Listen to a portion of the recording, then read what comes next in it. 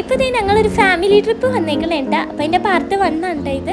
അങ്ങനെ എന്താണ് ഞങ്ങൾ പോണ വഴിയായപ്പോഴത്തേക്കും മുനമ്പത്ത് നിർത്തിയിട്ടുണ്ടായിരുന്നു. പിന്നെ പള്ളിയിലൊക്കെ ഒന്ന് കയറിയിട്ട് ഇപ്പം ഞങ്ങൾ കടലിൻ്റെ തീരത്ത് അവിടെ നിൽക്കണുണ്ട്. അപ്പോൾ എന്താണ് രാവിലത്തെ ഫുഡ് ഞങ്ങൾ ഇവിടെ നിന്ന് കഴിക്കാനാണ് പ്ലാൻ ചെയ്തേക്കുന്നത്.